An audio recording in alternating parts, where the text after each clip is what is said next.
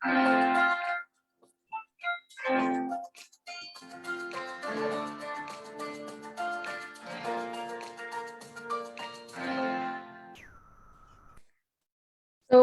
good evening, everyone, and I welcome you all to this Global Yoga Festival.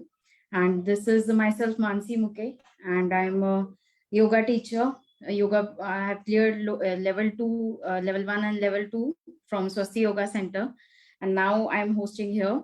So, welcome. I welcome you all. Warm welcome, and thanks to Vikas sir, Shweta ma'am, for conducting this Global Yoga Festival and under the concept of Vasudev Kutumbakam, and to unite everyone in the knowledge and wisdom which we will be gaining in a year-long program. So about introducing shortly about the Global Yoga Festival, we are celebrating 75 years of independence and launching a year-long celebration from August 21 to commemorate 75 years of independence, with a slew of programs for global audience encouraging yoga for health and well-being. And we have more than 8 categories, 50 plus topics, 75 programs or workshops, 50 plus speakers, and 30 plus countries. And on the same guidelines, we'll be doing so much of activities, panel discussions, and many more things. Okay. So going ahead, so for today I would like to introduce you to Mr. Sir Debiprasad and Debiprasad sir. So I, sir, welcome you, very warm welcome to you. And about speaking about our speaker, I would like to introduce him a little bit about the speaker. He is a renowned yoga teacher and a scholar, and also the founder of Swayoga Association in France, and is been contributing in the field of Indian traditional yoga and integral yoga. He also holds a degree in yoga, diploma in yoga and naturopathy, and he is an advanced, completed an advanced teacher training course in yoga. And also he is pursuing PhD on Sri Aurobindo for Sri Aurobindo study. So we all know what is the significance of Sri Aurobindo. So he's doing for PhD on that also. He's also an assistant professor in yoga at Auro University, Surat and Gujarat. And also he's been also teaching in many schools, international schools or schools where he's giving the pure knowledge and wisdom. And he's been a yoga teacher of the panel for abroad through the Indian Council for Cultural Relations, that is ICCR, and has been actively involved in spreading the knowledge of yoga in the countries like France, Spain, Italy, Bosnia, and Singapore. And he has done a lot of things. We have so much to gain from him, and let's just I just want to give a warm welcome to sir from on behalf of Swati Yoga, and please join us and give your knowledge to all of us. So please, Debiprasad Pramanik sir, I would like to request you that please join us. I'm handing over this to you session. Yeah. Namaste to all. Bonjour. Thank you, Mansiji, for your kind introduction. I would like to thank Swati Yoga Center for giving me this opportunity and all this very significant day. So today is a very significant day. Today is the Mahasamadhi day of Sri Aurobindo.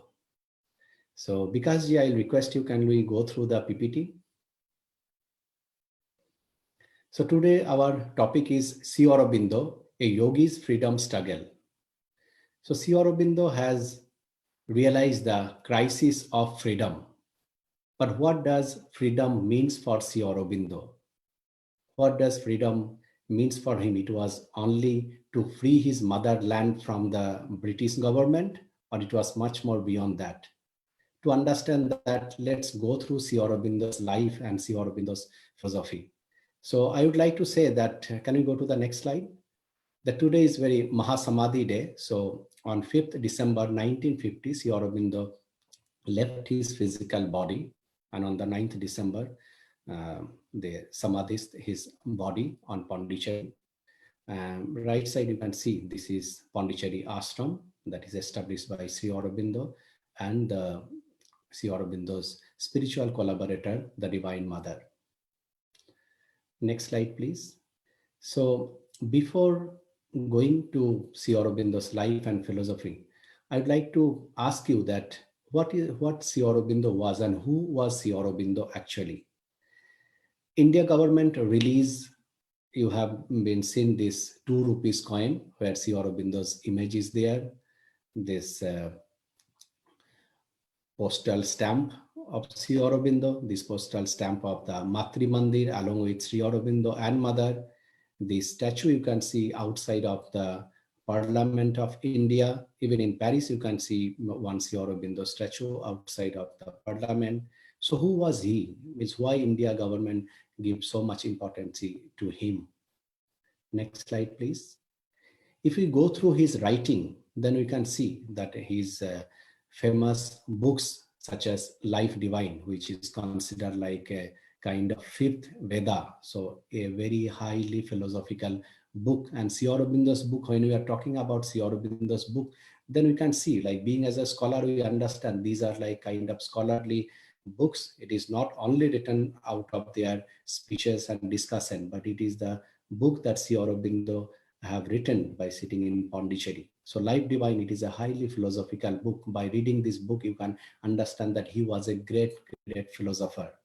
By going through his poetry, Savitri, this is considered like a world third largest poetry book. So like after the Iliad and Odyssey of the Homer, after the Paradise Lost of Milton, this book considered as a third largest poetry book. So many theses and PhD have done on this Savitri, his language, his writing, his philosophy. So this kind of book who have written, you can give the tag of a philosopher, you can give a tag of a poet. If you go through the synthesis of yoga, you can understand that what kind of content it's having being as a yogi. Then his Secret of the Vedas, essays on the Gita. So there are many things. And then our today's topic that we are giving, that he was the nationalist, he was the freedom fighter. But can we go to the next slide? But when we see these things from the mother's angle, so mother was the spiritual collaborator. By nationality, she was French, and she came to Pondicherry and joined Sri Aurobindo. It is mother who have established Sri Aurobindo ashram. So by going through mother's thing, that mother says that it is Sri Aurobindo. Once mother explained that many disciples asked to mother that who was Sri Aurobindo. So mother says that Sri Aurobindo was not a naturalist, Sri Aurobindo was not a poet, Sri Aurobindo was not only a yogi, but Sri Aurobindo was a future man. So Sri Aurobindo believed that we are going through an evolution process, and this evolution process, it is depend on the involution. So there is a divinity, and we are gradually moving towards the divinity, towards the perfection of the manifest that divinity. And he himself was an example of that. Because I cannot read this quotation because of the image and all. So mother said, if I can remove this.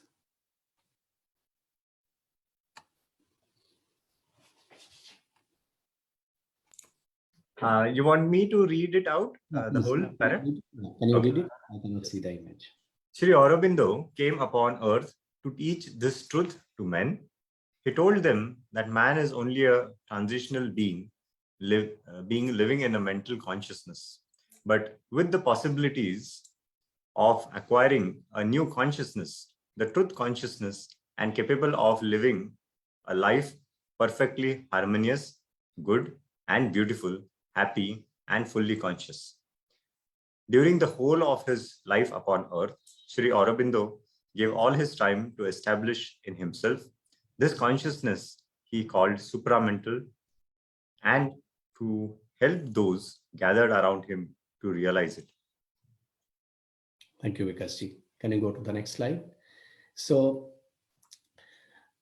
you can understand through this quotation of mother, that Sri Aurobindo, obviously there was a struggle for the freedom. He was a nationalist, but his movement of the freedom, or his struggle of the freedom, it was not only for the political land or just to make the country, what we call the India, free from the Britisher, but it was much more than that. He was actually struggling, and he was actually trying to establish a consciousness. That consciousness he called the supramental consciousness, the consciousness that is like a next many stage of the evolution. Many people might be new in this today's festival. So let me explain the Sri Aurobindo's biography in short. So Sri Aurobindo born in Calcutta on 15th August 1872. And that is also one very significant thing. Once India became independent, then Sri Aurobindo mentioned that it is like a divine put a seal on my name, because 15th August is the independent day of India, and 15th August is the birthday of Sri Aurobindo.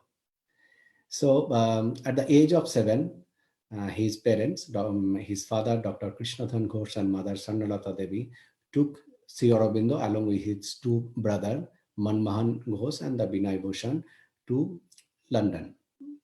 So few years he was in Manchester. He was studying from home under the guidance of one British family, Dorset family.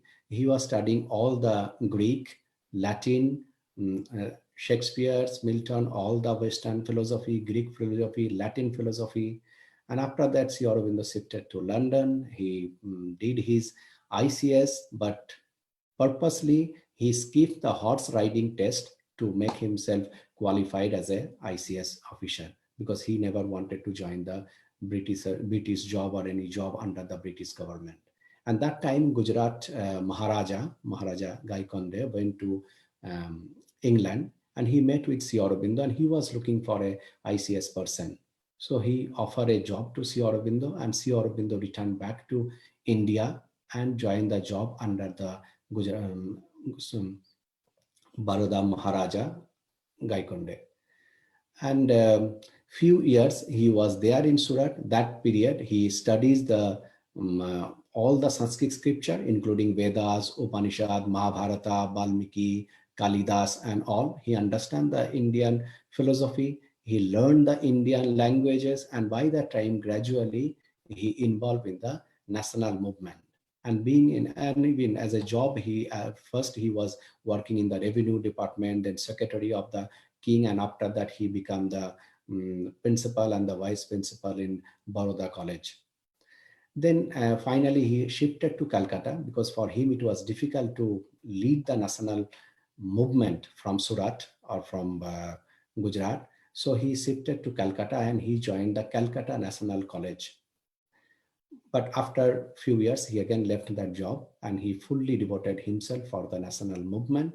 And he arrested in 1908 or end of the 1908 or 9.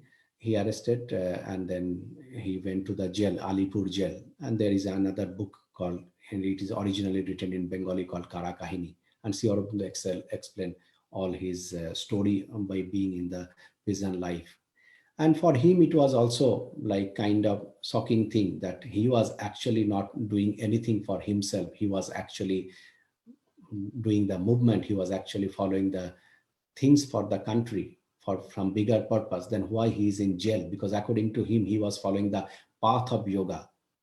And that we are going to discuss. The Sri Aurobindo's yoga was not limited with any kind of rituals, any kind of practice, any kind of tradition or nothing. When we are talking about Sri Aurobindo's yoga, or what yoga Sri Aurobindo ashram following, that is beyond all these things. There is no rituals, there is no kind of tradition, there is no kind of any asana, pranayama, this kind of yogic techniques, including the reciting mantra or the meditation, is not a necessary or essential part of Sri Aurobindo's integral yoga. Sri Aurobindo's integral yoga, what Sri Aurobindo gives the name of by another subtitle, that is called the all life is yoga. So for Sri Aurobindo, from the beginning, he was following the yoga.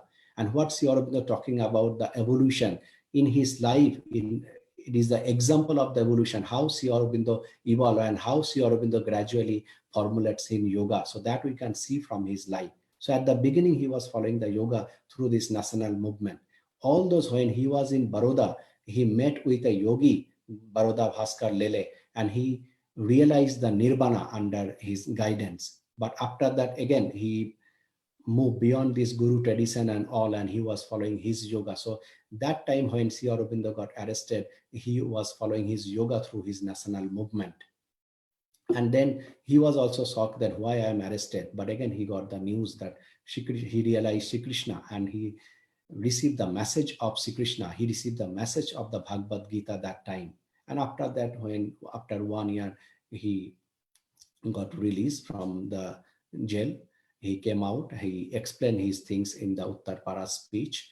And after that, one day he was sitting in the Bande Mataram office, and he received one divine Ades, the divine order, that go to Chandanagar. So he went to Chandanagar, and from Chandanagar, finally, he shifted to Pondicherry, because Pondicherry was under the French government that time. And then there gradually, mother also came from France, joined Sri Aurobindo, and then established Sri Aurobindo ashram. And today you can go and you can see Sri Aurobindo ashram in Pondicherry. And another thing what Sri Aurobindo's philosophy ultimately leading, that is the world unity, or unity of the mankind, that you can see as an example, the Aurobindo. So this is Sri Aurobindo's short biography. Now Sri Aurobindo's yoga, you're going to Sri Aurobindo's yoga. Sri Aurobindo's yoga is actually known by integral yoga, or it is Purna yoga. So here you need to understand Sri Aurobindo's philosophy, that what Sri Aurobindo mean by integral yoga, and why Sri Aurobindo not asking to follow any kind of rituals, any kind of practice and all. So for Sri Aurobindo, there is no dichotomy between the mind and the matter. So Sri Aurobindo don't see these things separately. There is no dichotomy between the life and the yoga. So for Sri Aurobindo, yoga and life are same. There is no two kind of life, that yogic life and ordinary life. This life need to transform into the yogic life. So there is no dichotomy between the matter and the consciousness. Even in other yoga system, we see that it is like separating the Purusha and the Prakriti. But in Sri Aurobindo's yoga, Sri Aurobindo not asking to separate the Purusha and Prakriti. Sri Aurobindo asking you to union of the Purusha and Prakriti. And then another aspect of Sri Aurobindo's integral yoga, that Sri Aurobindo see the human being from the 5 dimensions. That there is a physical being, there is a vital being, there is a mental being, there is a psychic being, and the spiritual being. Physical being, you understand the gross physical body and the consciousness behind the body. So when Sri Aurobindo is talking about the physical being, it is not only the physical body, but the consciousness behind the physical body. Similarly, the vital being, what we call the prana, the energetical being and the consciousness behind that, and the mental being, the mind and the consciousness behind the mind, and the unique philosophy of Sri Aurobindo, that is the psychic being. So psychic being, it is very special thing. Sri Aurobindo saying that psychic, it is your individual soul. It is kind of a seed where you have your individual nature. And Sri Aurobindo gives the more importance to the psychic being, the individual nature, the individual consciousness. And after that, finally, Sri Aurobindo talking about the collective consciousness by the name of spiritual being. So integral yoga means it is yoga of the physical, vital, mental, psychic, and spiritual. So here Sri Aurobindo not only talking about the transforming one part of the being, but Sri Aurobindo talking about the total transformation, where ultimately every part of the being will transform, a perfection, and perfection means divine perfection will manifest in your all parts of the being. That is Sri Aurobindo's concept of the integral yoga, that we need to work on your each part of the being through the involvement of the each aspect of the being, and gradually we should achieve the divine perfection, or divine should manifest in each part of the being. Sri Aurobindo again and again used to say that our yoga, it is not only raised from the ignorance consciousness to the higher consciousness, but the most important part of integral yoga, that is not only ascending the consciousness to the higher consciousness, but descending of the consciousness to the mind, life, and the body. So integral yoga, another have the two perspective, that ascending and the descending. So Sri Aurobindo saying that you need to lift your consciousness. You need to raise your consciousness to the higher consciousness, and then bring down that consciousness to the mind, life, and body. And finally, you need to transform your mind, transform your body, even the every cell of the body. So another tag of Sri Aurobindo, he said that divine life in a divine body, that ultimately your body should transform. So one divine body or divine life manifest into this gross material physical body. So that is the brief of Sri Aurobindo's integral yoga. Another thing that Sri Aurobindo's yoga is also named by synthesis of yoga or integral yoga. We can see from the another perspective, that is, it is a synthesis of all the major traditional schools of yoga. So Sri Aurobindo never reject the Indian system. Sri Aurobindo actually bringing it much more further than what it was existing. So all our system, if we see closely, if we observe all the system, it is nothing but the synthesis of the existing method. And same thing we can see that Sri Aurobindo also synthesis his integral yoga out of the existing method.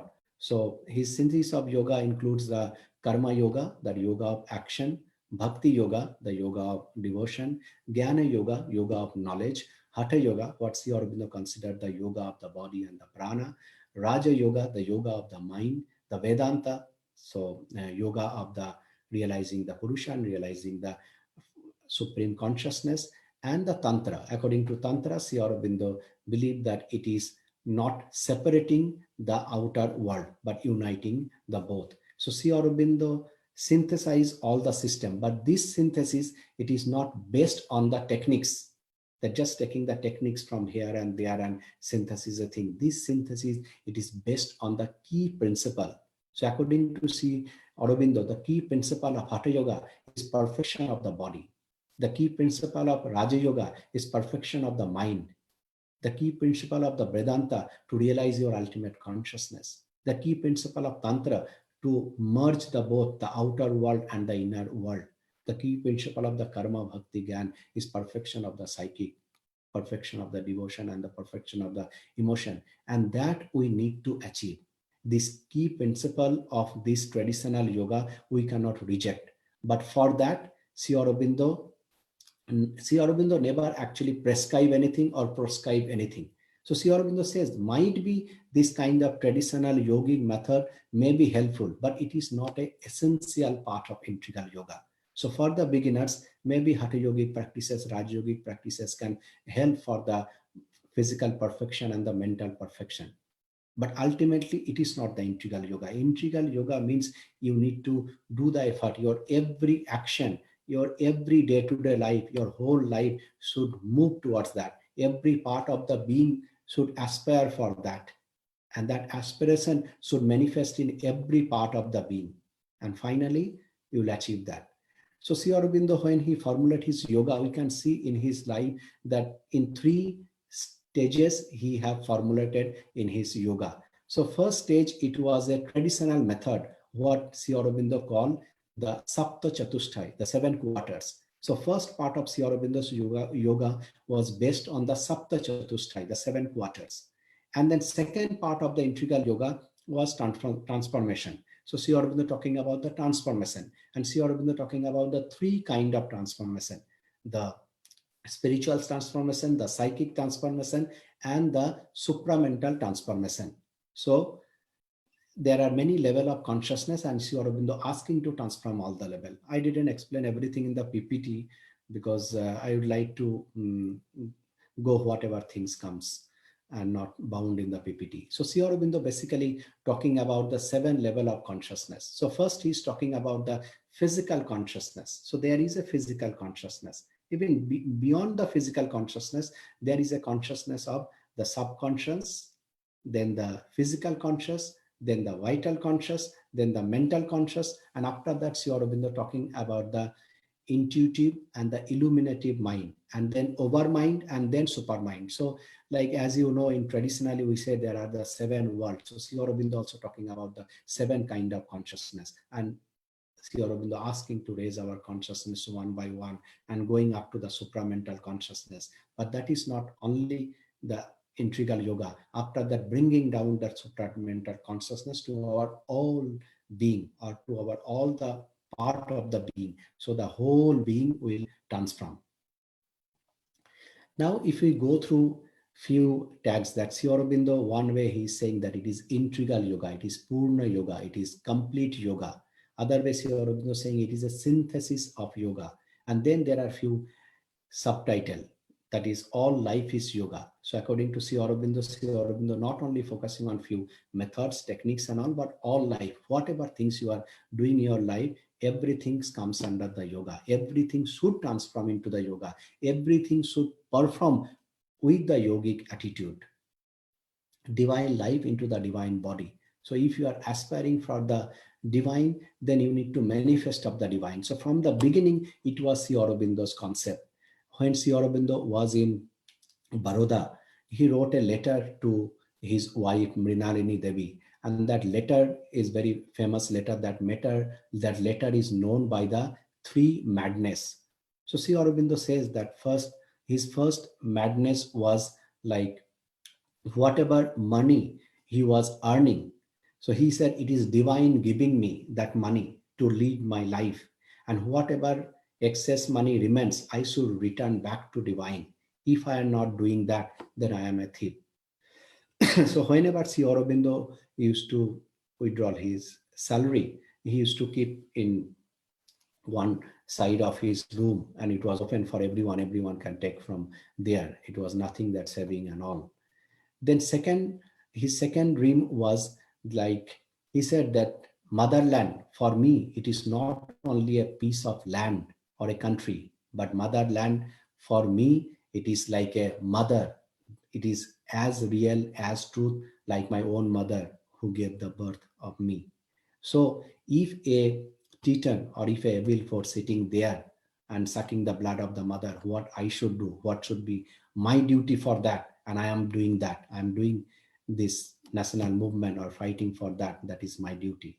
And third thing is, if there is divinity, if there is God, if there is something, the higher consciousness that directly realize that, or self-realization of that consciousness. So this was the three dream of Sri Aurobindo from the beginning. And his whole life, he gradually moves towards that thing.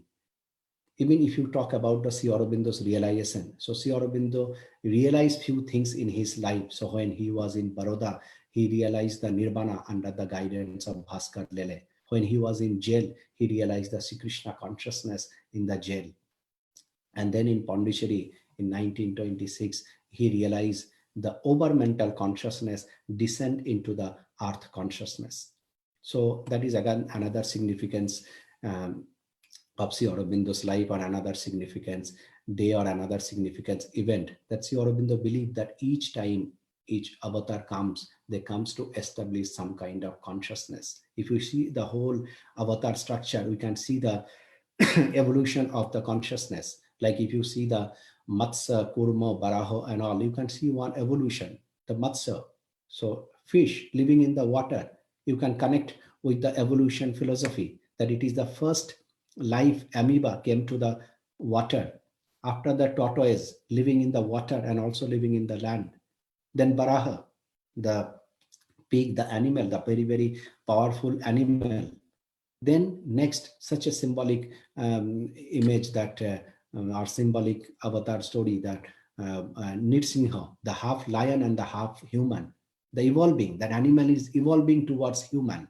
And then see the Parshuram, the fully evolved human being, so powerful that many times he destroyed the Kshatriya from this earth. But again, the Sri Rama saying, it is not enough to become a powerful human being. You should have the Maryada. So he established the Maryada. And then see Krishna coming with the whole spiritual consciousness, that it is not only Maryada, it is not only the moral and social rules, regulation. You should not bound in anything. Your consciousness should be free from everything. As Sri Ram Krishna says, that ultimately you make yourself free from all kind of bondage. Even he used to say that golden chain is also a chain. If you bound by an iron chain or a golden chain, ultimately you are bound in the both the cases. So you need to make yourself free from all the anger. And Sri Krishna is showing that he's not bound in any kind of rules, regulation, morality, or social structure or anything. He's going beyond all these things. And Sri Aurobindo is saying in the same line, Sri Aurobindo saying that over mental consciousness, what Sri Aurobindo tried to establish, that is permanently established in the earth consciousness on 24th November. And Sri Aurobindo's whole effort was to establish the supramental consciousness. So whole his life he spent into that. So his movement was, nor his struggle was not only to make his motherland free from the British government, but his whole effort, his whole yoga, his whole consciousness, just to establish that supreme consciousness or the supramental consciousness permanently in the earth consciousness.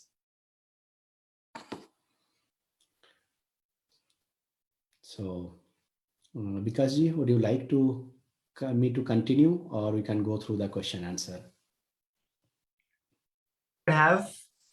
We can have you for more 5 minutes, and then we can take Q&A. Okay. Or if there is any question, then through the question I can explain the things. Yes, absolutely. Yeah. So all those, everybody definitely are enjoying this spiritual talk.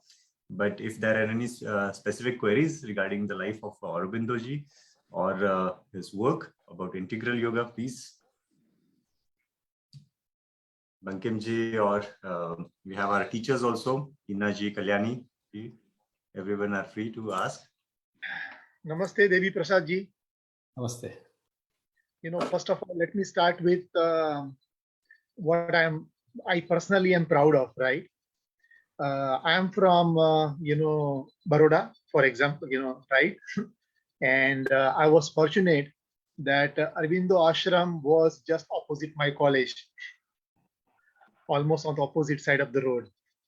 And I have been, definitely every time I go to Baroda, I make sure that I definitely visit Aurobindo Ashram.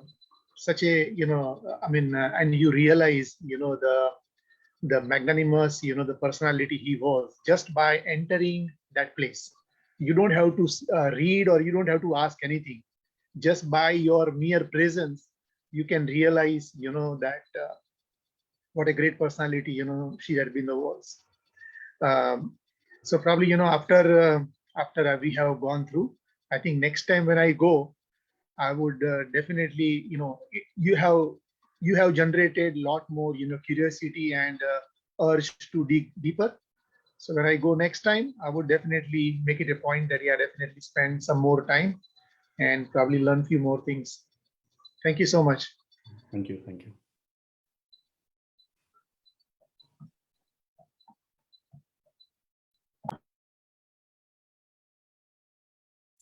Yes. Debiprasad ji, on behalf of everyone, I would like you to share some light on Sri Aurobindo's views about the youth of the country and what his message was for our countrymen. Yeah, so there is even one book called Call of Youth of India. So written by Sri Aurobindo, and Sri Aurobindo explained. Sri Aurobindo and mother explain all the things. Even, there is one school in Pondicherry Ashram that is called Sri Aurobindo International School of Education, and where they are giving the education that is called integral education.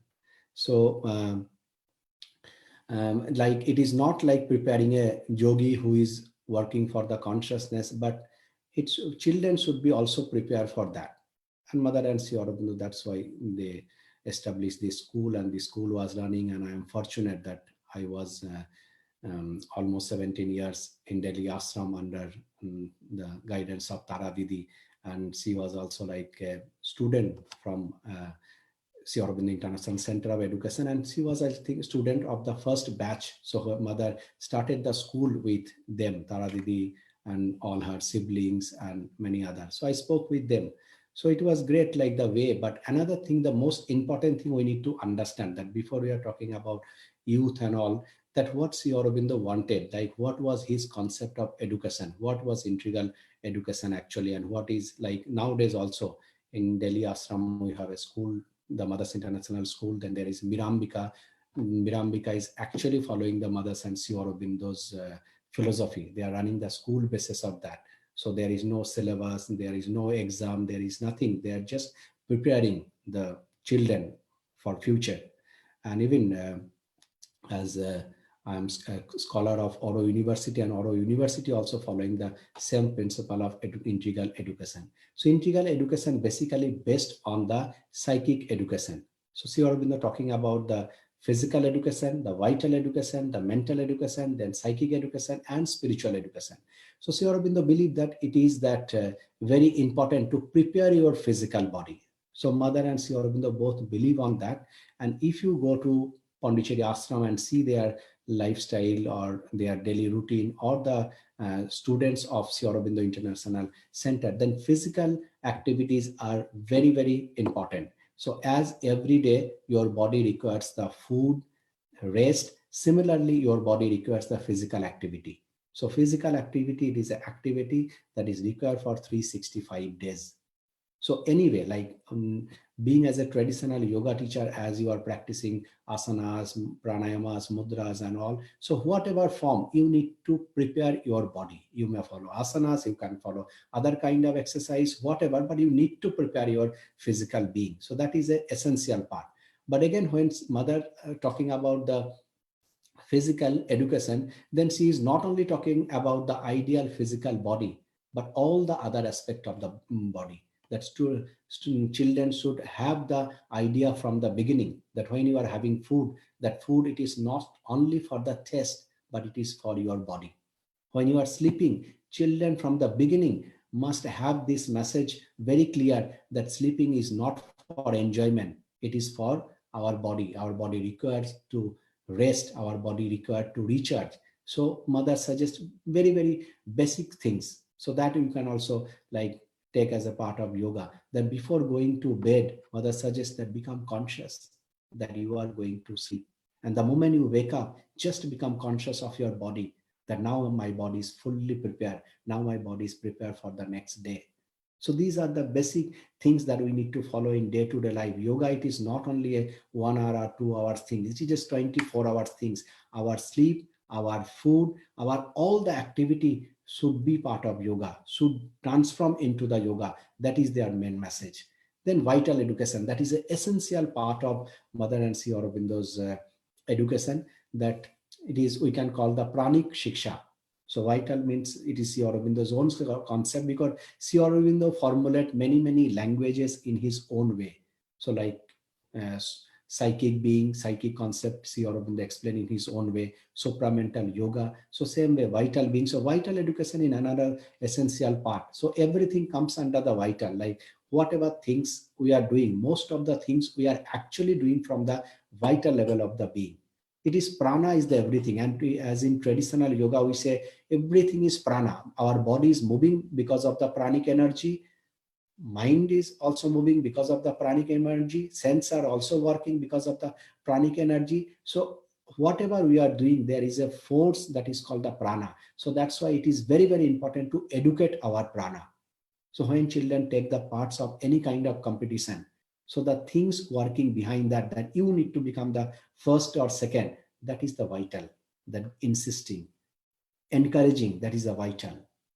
Then vital, Sri Aurobindo again dividing further in 3 categories: the lower vital, then the middle vital, then the higher vital. So lower vital is all your desires, all the other signs, that is like angerness or darkness, all these things comes under the lower vital. Then middle vital, that giving you the energy for everything, even your digestion, your thoughts, your encouragement, everything comes from the middle vital. Then your higher vital, that is the things moving you towards the higher things, your aspiration, your love, your sacrifice, everything comes from the higher vital angle. And then like training of the senses, training of the character, attitude towards like disease or any kind of things, everything comes under the vital category. Then when you are talking about the mind, then Sri Aurobindo gives a lot of importance to the mind. The mind should be prepared. There is all the faculties of the mind should develop properly. So Mind should have the power of concentration, and opposite mind should have the power of the widening. Mind should have the power to understand the thoughts properly, gathering the thoughts properly. Mind should have the power of analysis properly. So all these capacities, Sri Aurobindo says that I am not asking everyone to become a yogi, but I want that everyone should have that kind of capacity, that kind of power. So that a student, so Sri Aurobindo used to say that a teacher should be a yogi. Sri Aurobindo always says there is three principles of Sri Aurobindo's education, where he says that nothing can be taught. So Sri Aurobindo actually not believe in the preaching or the teaching. So that's why I say in Sri Aurobindo's yoga system, there is no preaching at all. There is nothing kind of teaching. There is nothing that you need to follow as essential part of integral yoga. It is everything. It is, Sri Aurobindo says that ultimately integral yoga means it is you should realize your own method of yoga, your own way of yoga. So you can see that our yoga association called by the name of Swayoga. So that is also I realized from Sri Aurobindo's concept that it is your Swayoga. It is a yoga of your own self. It is you need to realize your own yoga. And there are what we are talking about, this physical, mental, vital, psychic, and spiritual. So these are the like kind of different doors. So you have the 5 door. You have the door of physical, you have the door of vital, you have the door of mental, you have the door of psychic, you have the door of spiritual. Now, whichever door it easiest or it is going according to your nature, you should enter through the door and then transform the whole other aspect of the being. So if you are more towards the physical, if physical things are more suitable for you, if you like to do the physical things, very active things, asanas and all, you may begin with the physical. If it is for you more through the vital, through more emotion, through more energetical, through more passion and all, you may start with that. If you are a mental being, that you don't like so much on the physical and all, it is not going so much with your body, but you understand the things with the mind, you like to follow the things with the mind, it is everything for you through the mind, you understand better or you able to progress better, then take the support of the mind and start with the mind. So it is which way you will start your yoga. It is again depend on you. And then the fourth part, it is the psychic being. So Sri Aurobindo giving more importance to the psychic. So psychic is like a kind of a seed, like a mango seed have the all potential quality of the mango. So if you put a mango seed in the under the soil, and after that mango plant will come, it will become a big tree and it will produce the mango. But if you put an apple seed and if you expect that mango will come out, it's never going to happen. So that is the main thing, that each individual have their own essence. Each individual have their own essential nature. And being as a teacher, we should guide the children to manifest that potentiality. Swami Vivekananda also gives the similar definition of the education, that education is a perfection of the education is the manifestation of the perfection that is already in man. So what perfection already we have, that we should manifest, and being as a teacher, we should guide the children for that.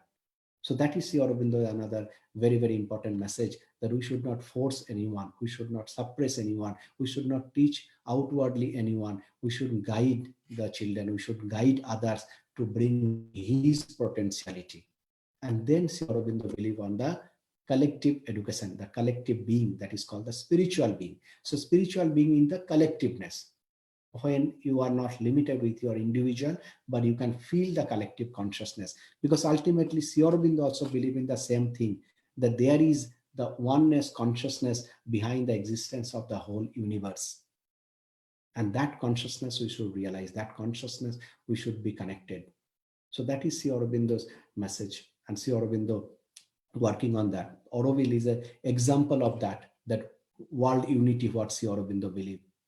Swami Vivekananda, Sri Aurobindo, they both believe that in one level, the East and West should march. So that is also another aspect of Sri Aurobindo's integral yoga. It is like when you work on Sri Aurobindo's yoga, when you study Sri Aurobindo, then you can go, like there is so much depth you'll understand. Means like integral Sri Aurobindo, not only explaining from one angle, but integral Sri Aurobindo explaining from many angles. So whatever way we'll see, you can see that integration. But see, Aurobindo gives that perspective to see the things from the different angle and then synthesizing the whole thing. So that is more or less like integral education, see Aurobindo giving the message on see Aurobindo, asking that children should prepare themselves and children should develop their all the aspects of the being.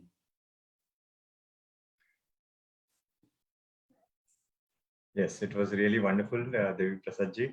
And yes, with this, I feel to pay our respect and gratitude on behalf of Swati Yoga Center.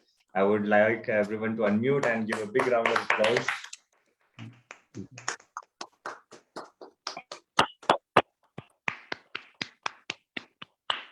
Today is a very important, very auspicious day, and on this beautiful day, we were blessed with these inspiring words of yours, sharing your light on the views of integral yoga. Definitely, it have been very much value adding to all our students, teachers, faculty, and it has motivated us soon to go ahead into the different scriptures which have been given by Sri Aurobindo. And someday, definitely, we would make it a plan that we would visit Baroda, we would visit Pondicherry and Auroville, and have this yogic yatra being done so that we get these inspirations from the great legends. So thank you very much, Debiprasad ji, once again. Over to Mansi ji.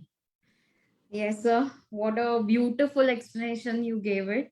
And we all have read in books and about Sri Aurobindo, sir. We have just read it theoretically, I guess. But as you were explaining today, it was like a movie running in front of our eyes. That the way he went to Baroda and then how he was sent to prison, and he had three life experiences he had, and how he had a ascent in his life. So it was all like a small movie we are watching, and you really led the session very beautifully. And I just want to give a takeaway message that his one line was a punch line, I guess, which shooted in my mind, and of course in all the other students also, that divine life should be in divine body, and that will be the true manifestation. If you are really looking forward to gain something from yoga, then actually you should go beyond asana, pranayam practice, and also the mantra recitation. Definitely this is the pathway, this may be the pathway, but yes, we have to go beyond that to include every time, from our life to death, we should try to include yoga. And how we should try to introduce this to our youth and our kids and our children, so that they can have a benefit. And how he has made a freedom movement in India. Each one of our children can do such great things to our country. So really, sir, it was a wonderful session to hear all these great things from you. So as sir and ma'am has already said, that it was really wonderful session. So thank you so much for being here. So now for the next next session will be of Bankin Shukla Sarji, and he'll be talking about yoga and yogi in as in Bhagavad Gita. And it will be next Saturday 6 p.m. And do join us, as it is on Instagram, Facebook, live on Instagram and Facebook, and it is free. Definitely do join us. And one more thing, to all the students and all the teachers, I have one good announcement to make, that we have a yoga photo contest for this new year. So send in your best yoga photo with an inspiring caption, quote, and it may include a beautiful location of your city, and anything which you think is really creative. And you can have multiple entries. And so last date for this entry will be 15 December 2021. And yes, of course, you can send many of your photos of your city, beautiful locations. You can shoot out in a beautiful way and just send it to Swati Yoga Center at gmail.com. We are just waiting for this short contest, and it'll be good for New Year also. So now signing off for this beautiful session. Thank you, Debiprasad sir, and thank you, Shweta ma'am. Thank you, Vikas Chothe sir, for a beautiful concept under Vasudev Kutumbakam. Thank you. Thank you so much.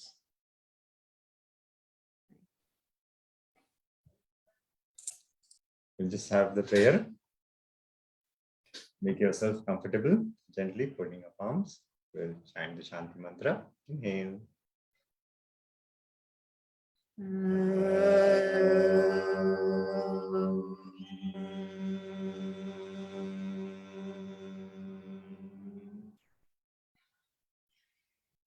Sahana vavatu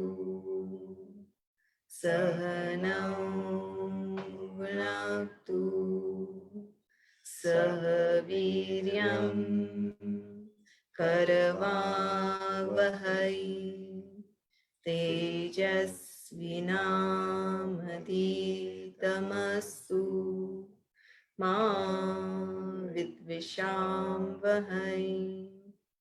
Om Shanti Shanti Shanti.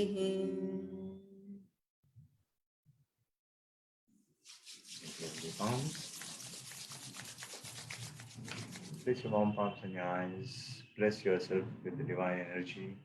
Open your eyes in darkness, moving towards the light. Knowledge, self-realization. Namaste. Thank you very much. Enjoy the weekend. Thank you, everyone. Bye-bye.